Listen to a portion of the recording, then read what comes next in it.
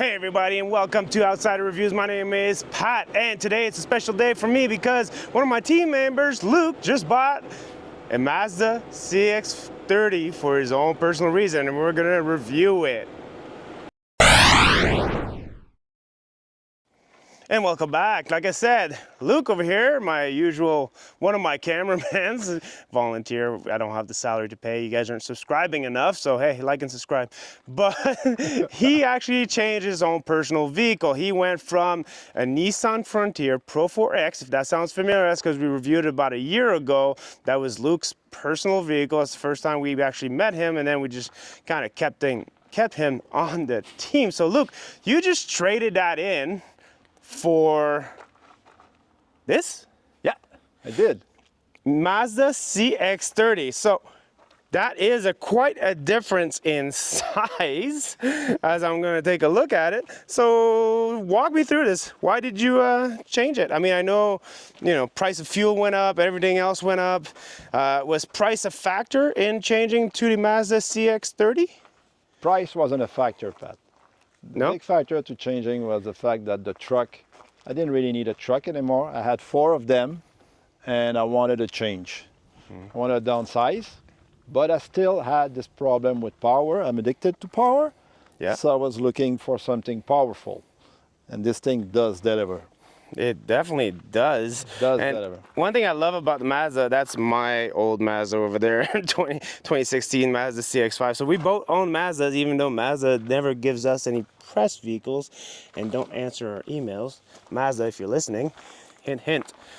That being said, what does this, roughly cost? In 2025, this model will cost you $39,000. Okay. $39,000, and the range is from 28 to 41 in Canada. Okay. Base price though, if you were to get the base trim, I think that's roughly around what? 28,000. 28,000, and goes all the way up to 42,000 Yeah. for a Suna really special trim. Yeah. And you got the GT right here, right? Correct. Roughly about $38,000. And you said they gave you a great traded value, right? Yeah, I got like you mentioned in some of your previous videos. I mean, I did some shopping around, and my trade-in value was ranging in about $3,000 from the lowest to the highest. Mazda offered me the best, but $40,000 for my trade-in, which is a truck I paid $45,000. And you bought that truck, what, 2 years ago? Yeah, I owned the truck not even 2 years. Not even 2 years. Yeah. So not a lot of depreciation going on in Nissan here. Correct. Folks, for those who wants to look at a truck that actually is going to last long, the Nissan Frontier, check out our review. I'll put that link up there right here in the video, and you can check out Luke's truck. I mean, he already got rid of it, so it's not a big issue, but it actually retained its value quite well, really, really well. Nissan Frontier Pro 4X. Yeah. But on to the new one. We don't really talk about our X's that much. We like to talk about the present. So right here, I'm noticing in the front that that's not how it comes stock. Correct. What did you do there? What did I do? I mean, I don't really like chrome, to be honest. So I decided to put an add-on on it to make it black. In the US... So this is an add-on. Yeah. In the US, they do have a carbon edition, which we do not have in Canada. Oh, okay. So that's why I decided to go black. That's pretty good. That's pretty good. What's this pushing roughly? What's the horsepower on this GT and torque? On premium gas, it's rated at 250 horsepower and 308 pound of torque. And look at this small vehicle. That's a lot of horsepower and torque for this little vehicle right here. That's got to be going pretty quick. What's your 0 to 60 time on this? It's been measured at 5.8. 5.8. Yeah, under 6-second vehicle, which is pretty peppy to drive. And you're definitely driving like, you drive like you're a real driver. You definitely. I'm an enthusiast. I'm a driver. Absolutely. And I was following you on the way up this mountain, and he was definitely just accelerating using that turbo. We'll talk a little bit more about that in the drivability when we're going to go inside. We're just going to finish up here. These black wheels, they come standard. Standard? Yeah. What you got there? 215 55, 18. 18-inch Yeah, wheels. 18-inch wheel. Looks quite nice. Looks quite nice. Do you have keyless entry on the doors? Yeah, this one being a premium model, it's got all the bells and whistles that you may want, keyless, and everything else. We'll go through it when we're inside. Yeah. And cargo space, what are we looking at? Not a lot. Not a lot. Not a lot, to be honest. Not sure I should open it. Yeah. So we got, with the seats up, you're looking at 20 cubic feet. And if you were to put the seats down, you're looking at, you said 45? 45. Oh, okay. Okay. And here's Luke in the back seat. Now, Luke, how tall are you? I'm 6'1". 6'1". I still have headroom, and I still can sit. I wouldn't put a good friend of mine here for a long travel. Is your hair touching the roof? No, I can. Oh, okay, you still have. Oh yeah, it's got a little hump there after the sunroof. You can tell there's a little cutout there for his head. Yep. And for legroom, you got about 36 inches of legroom. How does it feel over there? It feels okay. I mean, right now the seat is set up for my girlfriend, so it's fairly far out. I mean, she could put it a little bit up front, and it's pretty. And the seats are comfy. They're not reclinable. Okay, it doesn't recline. Okay. No. You still have cup holders. Yep. Got cup holder. No USB whatsoever. Any ventilation? Anyway, yes, there's ventilation on that model. Wow, good. Yeah, there's ventilation there. I'm actually surprised for a vehicle this size to have a ventilation. You have all-wheel drive in this vehicle, obviously. Correct. That's why you got the hump back there. Yeah. So that is a little bit cumbersome, but overall, I mean, they pretty much maximize the space. This is obviously a compact vehicle, so. Yeah. It's obviously not the best in class for the space. There's other vehicles out there which have a lot more space. All right. There he is, ladies and gentlemen. He's in the driver's seat. How's it feel back over there? Feels good. Feels really good. It's a very nice place to be. Love it. As my friend Pat would comment on this vehicle, the seat will be a little bit too tight for him, but I'm a slim guy. That's fine with me. Speaking of the driver thing, there's 2 analog display and 1 digital display, which you can play with different information. Okay, yeah, it's got the old school analog display and just a little bit of a... That does seem a little bit more old school. Correct. But, I mean, there's less things to go wrong, in my view. Okay. Okay. I got all the displays. I got the infotainment from Mazda. That's pretty small. It's pretty small, correct. Being Mazda, I mean, a lot of it is being operated by that wheel. Okay, is it touchscreen or? It is touchscreen for some function. I can show it to you, like I can change that, you know, like which side I want my stuff. You can select your apps too and stuff? Yeah, I can select my app, going on Waze, going on Spotify. Okay. This vehicle also comes with its own setup, its own direction, its own GPS, which I'm not using. I'm usually using Waze. Okay. All the AC system is with touch button, which I really like.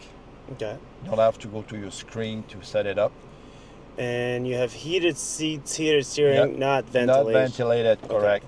Okay. I got heated steering wheel, heated mirrors. Okay. I also have the dimming mirror, which I really love. Auto dimming mirror. Auto dimming mirror.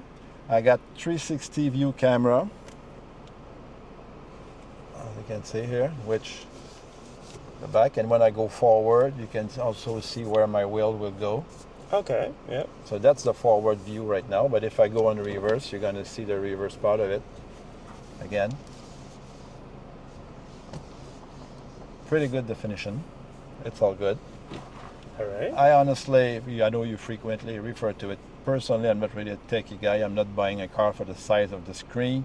I'm still having a little bit of a hard time dealing with this setup. I'm used to my screen on my Nissan and my Honda before. I'm not a fan of the wheel. I've seen it, and you know, I have it in my vehicle as well.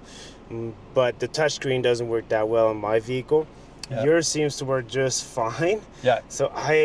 But I will say that your screen is a bit further forward than mine, so touching it might be, you know, Yeah, you got longer arms than I do, but it seems like it would be a fair distance. Yeah. In comparison here, Okay, I would have liked it to be a little bit closer, maybe embedded in the dash too. Yeah, I mean the steering wheel is tilting and telescoping, obviously. Okay, so you can do a lot. There's a lot of place to adjust it. So Mazda's not gonna wow you with its interiors and stuff. The outside looks really good, really aggressive and all that stuff. But I always find like the Mazda interior is nice, but it's not wow. Where they impress is in the driving portion of it. Yeah. So But I love the seat. It's all leather. I mean, I could do without the two colors. I mean, I don't know if your camera can pick it up. It's kind of brownish versus black. But this particular model, I had no option of it. That's the only way it comes. you Things can see the brown pretty well here in the light. Good. And the contrast of the gray. Yeah. You can still see the seats are not two-tone. They are perforated leather, are they not? Yeah. Okay. Yep. So we got perforated leather seats. You also got a small sunroof over there that we closed because we couldn't see much. The light was flushing And everything it's out. got, of course, the holder like the car. Got that. It's got that. It's got that. And a mirror, of course, which I don't want to use. And what drive modes do you have? I only have two. I got regular and sport. That's all. Oh, okay. Which is fine by me because I mean I never noticed the stuff to be that.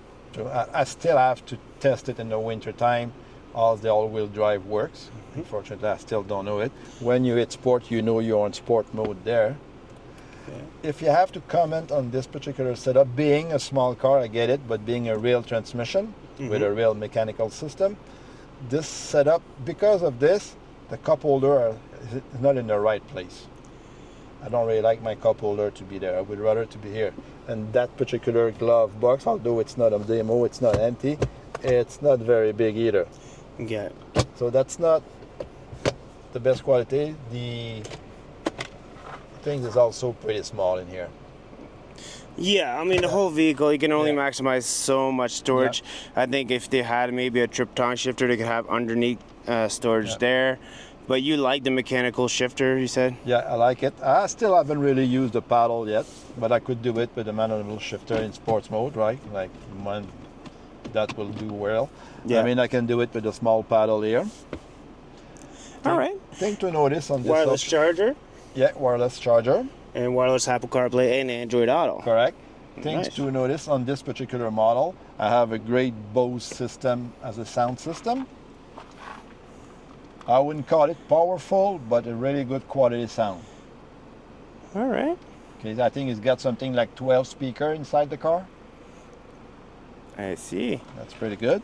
Also, things that I like is the fact that the 4 windows are automatic. I mean, I missed it on my previous vehicle, so now I adjusted them and all the windows go down. I love it. Yeah, that's a definitely handy feature. Yeah. And now I want to see how it drives. Let's go for a rip.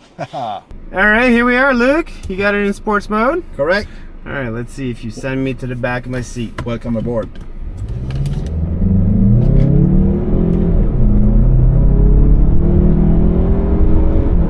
Sounds really nice though, eh? You went to 100 kilometers per hour. I don't know in how much time. It definitely has a rumble to that engine. Yeah. And it's definitely curving. Like I don't feel much body roll. You're the one driving, so you'd feel more. But how's the seat for you, big guy? It's narrow. Yeah, the seat is narrow for me. So I mean, if you're, you know, horizontally blessed like I am, you might not like these particular seats.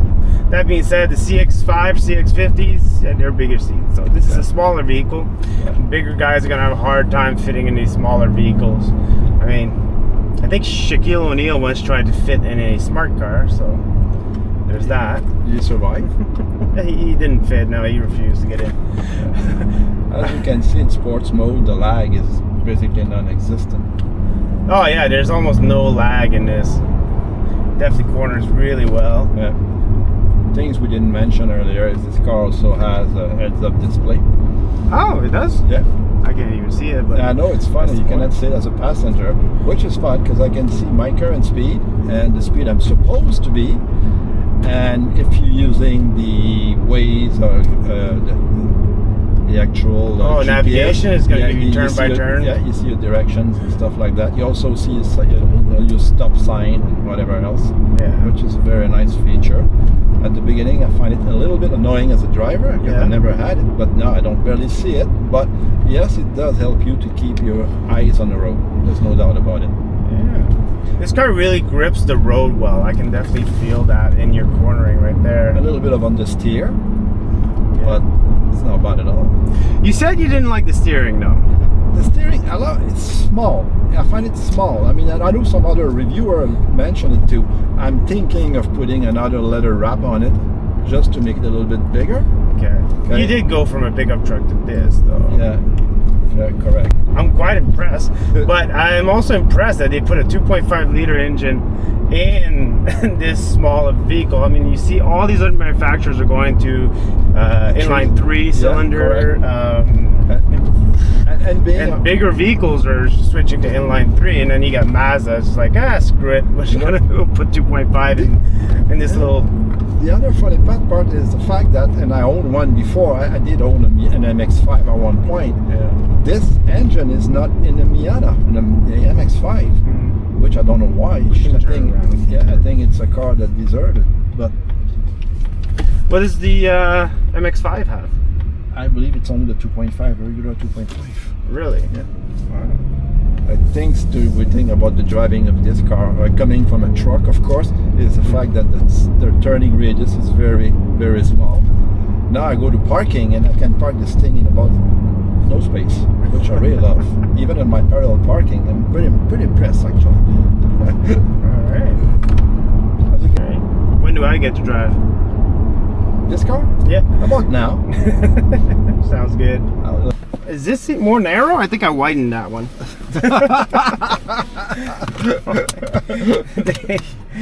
That's one thing my girlfriend doesn't like about this. There's no adjustment whatsoever. I have forward, backward, and the tilting, but nothing else. But this one has all sorts of adjustment.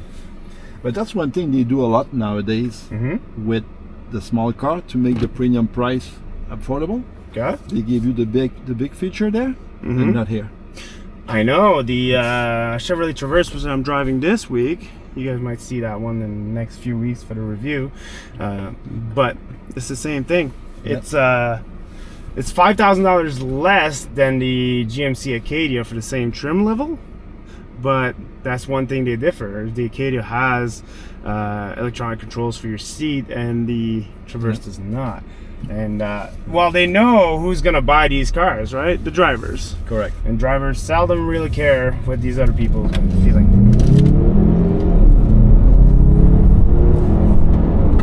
What's the transmission here? Is it that? It's a 6-speed automatic. 6-speed automatic. Okay. Yeah, it would actually gain over the 7-speed. Yeah. Just to reduce your RPM at high speed. I mean, if you drive at legal speed, it's not bad. But when you cruise at higher speed, it spin a little bit too much. It could easily spin a little bit lower. But the shifts are pretty smooth. And after living with a Honda with 9-speed and a Nissan with 9-speed, I found that Honda with 9-speed was always chasing a gear, which I find annoying person as a driver. The Nissan was a little bit better at it. This with 6-speed, I don't have this problem. It doesn't always chase a gear. Yeah. Which is kind of like. And you notice that the kick down is pretty fast when you need it. Yeah. I like the sound of this engine. I really like it. It's fun. It sounds way different than my CX-5. Like a million times. It's got more of a rumble to it, you know? Okay. And it definitely handles the road really well. Yeah. Like, these are all, you know, incline, decline, curving streets. There's no straight and narrow here. Yeah. And the pavement is not very good, so you get a little bit bumpy here and there. We're in Quebec, all right? So it's, you know, it goes without saying that the pavement is not good.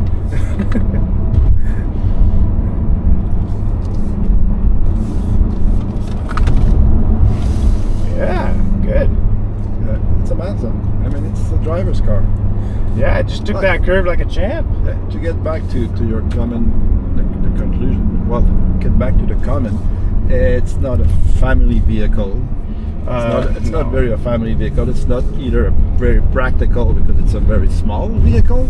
It's borderline a sports car with some convenience to it that you can put the dog crate in the back. And I don't know if she will listen to it or not, but my girlfriend has a bigger car, so if we need a bigger vehicle, we take her vehicle. Exactly.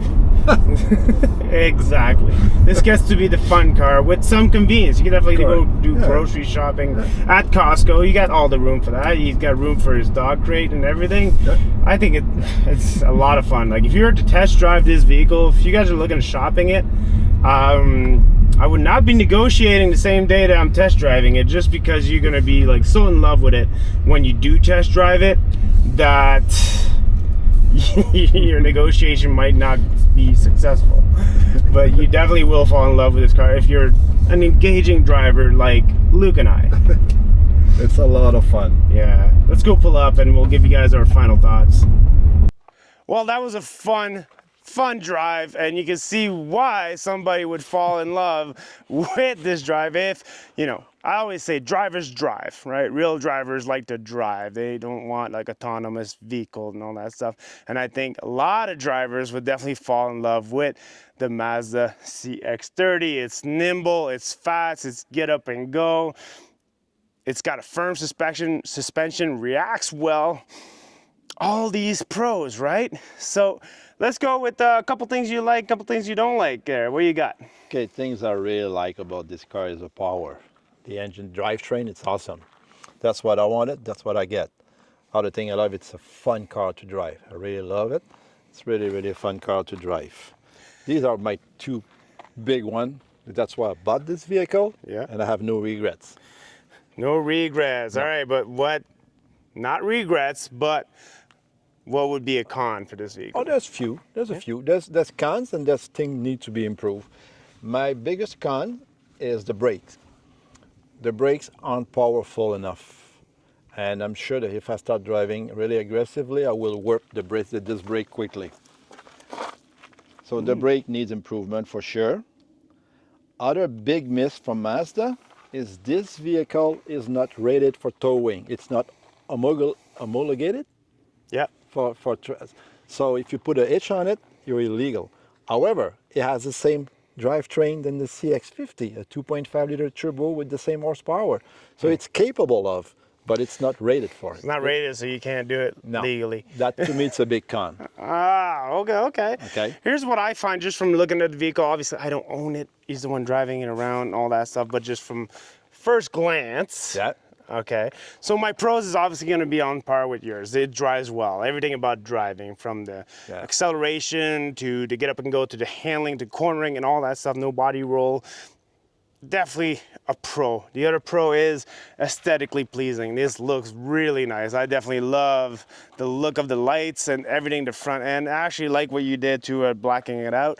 I think it looks really good. Thank you. My cons have to do with an outdated interior.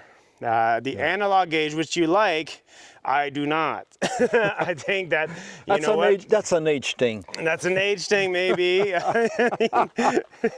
But that being said, I'm not a big fan of it. I think that for the money, you can get more. And the other con would be the fuel economy. Yes, I do know that power comes with a cost, but I do think that the fuel economy could be slightly better.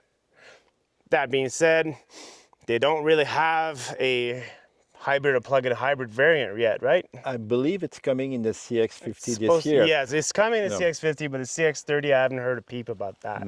No, so options. Everybody wants options these days, especially electrified options. I think that would be a good idea. The base model is also a little bit better on gas because it has a smaller engine.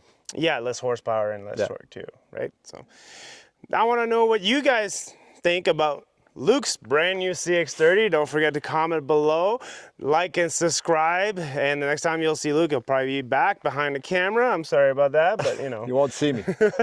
You won't see him. And we'll see you in the next one, guys.